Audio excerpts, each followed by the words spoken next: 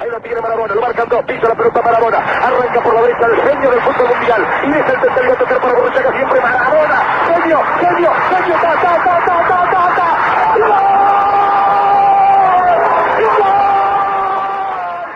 « 22 juin 1986.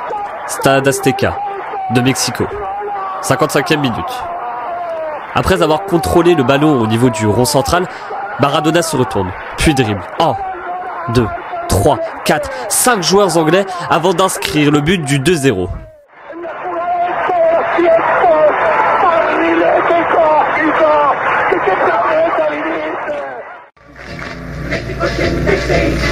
México 86, el mundo unido por un balón. México 86, México.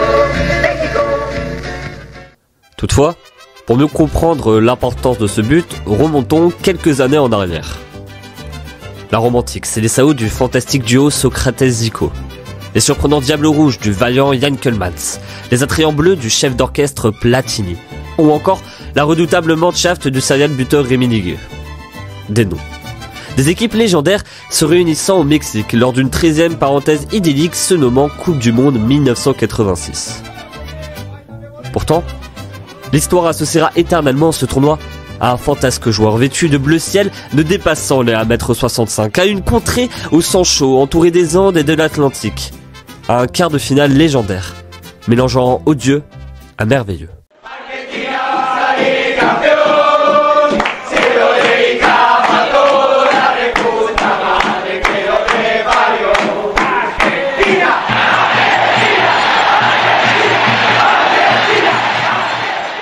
Une terre mélangeant ferveur avec passion. Une terre transcendée par l'amour d'un peuple pour son écusson. Un pays où la religion est reine, les dieux du ballon rond ayant façonné des magiciens du jeu, hélas, souvent incompris hors de leur région. Le sport rassemble, le sport fractionne.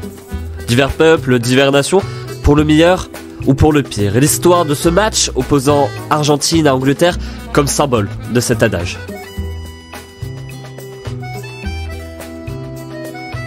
Bonjour et bienvenue dans ce premier épisode de la 7e série de Géosporétique où nous allons nous plonger dans un nouveau chapitre de la grande histoire du sport dans lequel le peuple argentin se révèle accablé par l'Angleterre.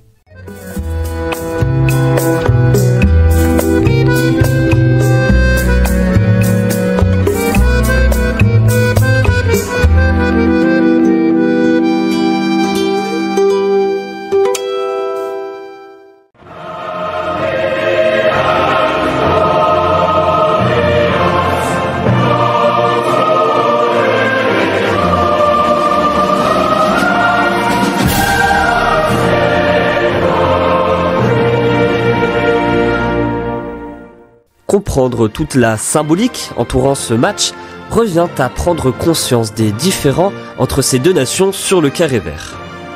Un véritable sentiment d'humiliation, rongeant la Libye céleste dès l'incipit de leur histoire footballistique.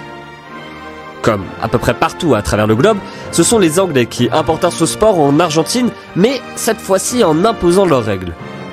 À titre d'exemple, les membres de la fédération ne détenaient le droit de s'exprimer autrement que dans la langue de Shakespeare, une règle s'appliquant d'eux-mêmes envers les joueurs qui souhaitaient s'adresser à l'arbitre. L'impression d'être opprimés, tels des colons imposant leurs lois. De Argentina es expulsado en cuartos de final contra Inglaterra. Por el árbitro alemán, Kreilin, que dijo que por su forma de mirar.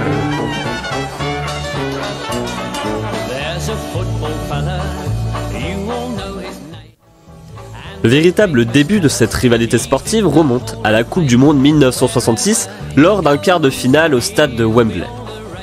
Un match disputé, rempli de tensions avec en moyenne plus d'une faute toutes les 2 minutes.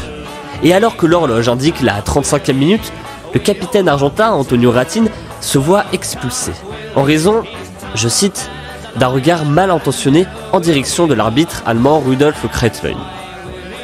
Après 10 minutes de contestation véhémente des joueurs vêtus de bleu ciel, Antonio Ratin quitte enfin le terrain au milieu des huées, en déchirant sur son passage le drapeau anglais accroché au poteau de corner. Une défaite en fin de match 1-0, synonyme de vol qui restera éternellement gravé au sein de la conscience argentine. Si quieren venir, que vengan. Et s'ils veulent venir, qu'ils viennent, nous les combattrons.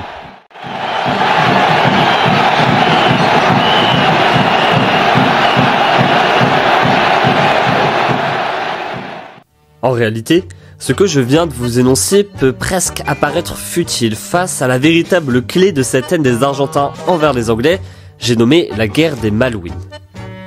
Ce conflit concerne la souveraineté des îles donc Malouines, Falkland, de Géorgie du Sud, ainsi que de Sandwich du Sud, le tout se caractérisant comme une archipel de l'océan Atlantique. L'Argentine se proclame héritière de ses anciennes terres espagnoles situées au large de ses côtes, mais depuis 1833, le Royaume-Uni contrôle cet archipel. L'enjeu de ces îles ne se révèle anodin, ces dernières offrant une ouverture vers le continent antarctique encore inexploité.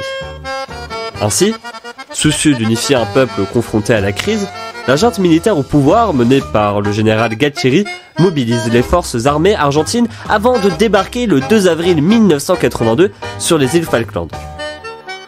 C'est tout simplement le début de l'un des plus sombres chapitres de l'histoire du pays.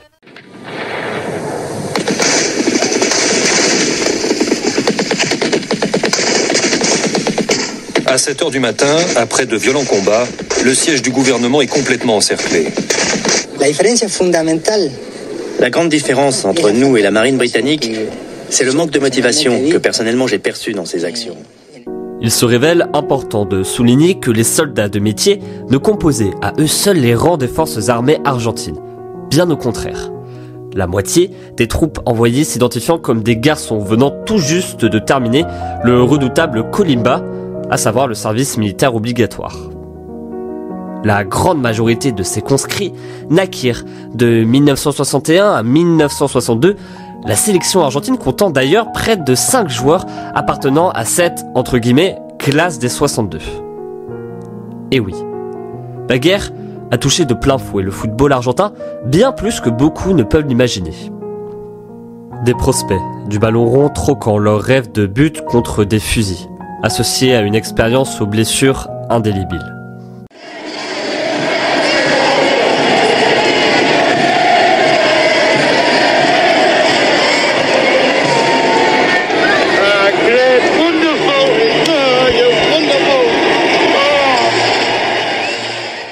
Face à l'invasion argentine, Margaret Thatcher, alors première ministre du Royaume-Uni, ne reste passive, cette dernière envoyant à son tour des navires en direction de ces îles. De fait, après seulement quelques jours d'occupation, l'armée britannique débarque et reprend rapidement le contrôle de l'archipel. Toutefois, le général Galtieri n'abdique si facilement, ce dernier imposant à ses troupes de mener d'intenses combats tant sur la terre ferme que sur la mer en passant par les airs. Finalement, il faudra attendre le 74e jour d'un conflit sanglant pour que l'Argentine décide enfin de se retirer. Bien que les deux pays n'étaient officiellement en guerre, cette conflagration coûtera la vie à 649 soldats argentins, sans compter les centaines d'ex-combattants s'étant donné la mort à leur retour. Assurer la défense commune, promouvoir le bien-être général et assurer les bienfaits de la liberté pour nous-mêmes, pour notre postérité et pour tous les hommes du monde qui souhaitent habiter le sol argentin.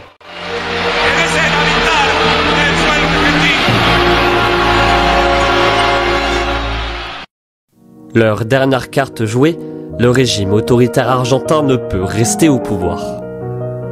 Encore sous le choc de cette sombre période marquée par la répression, les violations des droits de l'homme couplées à une crise économique, l'Argentine amorce une lente, mais surtout rude transition démocratique, l'élection en 1983 de Raúl Alfonsín comme point de départ. D'un point de vue diplomatique, ce conflit rompt définitivement les relations entre Argentine et Grande-Bretagne, aucun des deux États n'ayant d'ambassadeur dans l'autre pays. Enfin, si l'on prend un prisme bien plus large, pour les nations d'Amérique latine, cette guerre se révèle synonyme d'une extension de l'impérialisme britannique à une époque où le soleil se couchait enfin sur l'Empire. En guise de résumé, les actions de l'Angleterre aux Malouines déchirèrent tout simplement une cicatrice ayant pris des années à se refermer.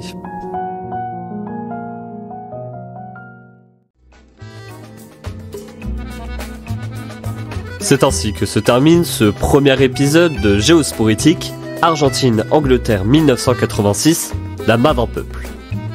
Le récit de cette Coupe du Monde à travers le prisme de ce match, c'est le thème du prochain épisode. Merci pour votre écoute. C'était Alexis Gallo, à bientôt.